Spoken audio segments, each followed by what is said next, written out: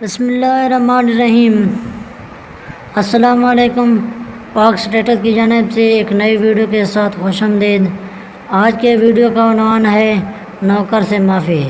اس سے پہلے اگر آپ نے میرا چینل ابھی تک سبسکرائب نہیں کیا تو پہلے سبسکرائب کے بٹن پر کلک کر دیں اور ساتھ والے بیل کے بٹن پر لازمی کلک کریں تاکہ ہر آنے والی نیو ویڈیو کی اپڈیٹس سب سے پہلے مل سکے۔ آج کا ٹاپک ہے نوکر سے معافی۔ سر سید احمد خان پہلے مسلمان رہنما ہیں جنہوں نے مسلمانوں کو انگریزی پڑھنے پر ابھارا اور مسلمانوں سے چندہ جمع کر کے علی گڑھ کالج قائم کیا جو بعد میں ترقی کر کے مسلم یونیورسٹی بن گیا۔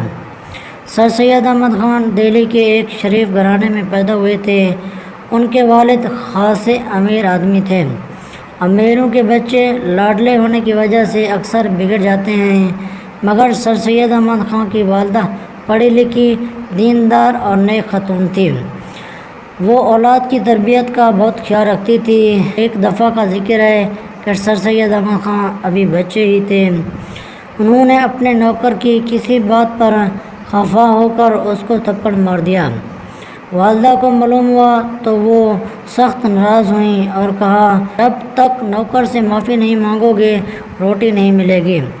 سر سید احمد خان اپنی خالہ کے ہاں چلے گئے۔ 2 روز تک وہیں رہے۔ تیسرے دن ان کی خالہ ان کی والدہ کے پاس آئیں اور سر سید احمد کی سفارش کرنے لگیں، مگر انہوں نے کہا، میں ایسے گستاخ لڑکے کو گھر میں رکھنے کے لیے بالکل تیار نہیں۔ اس سے کہو کہ پہلے نوکر سے معافی مانگو۔ خالہ نے بڑی سفارشیں کیں مگر سر سید احمد کی والدہ اپنی بات پر اڑی رہیں۔ آخر خالہ نے واپس جا کر سر سید احمد خان کو تمام بات بتائی کہ جب تک تم نوکر سے معافی نہیں مانگو گے تمہاری والدہ تمہیں گھر آنے کی اجازت نہیں دے گی۔ سر سید احمد خان نے جب یہ دیکھا کہ گھر واپس جانے کی اور کوئی صورت نہیں تو انہوں نے نوکر سے معافی مانگ لی۔ تب والدہ نے انہیں گھر آنے دیا۔ سر سید احمد خان اپنی والدہ کی اس بات کو زندگی بھر نہیں بھولے۔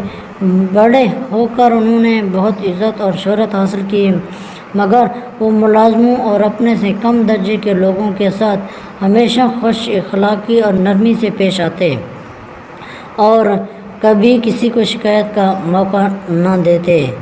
امید کرتا ہوں کہ آج کی یہ ویڈیو بہت پسند آئی ہوگی۔ Thanks for watching.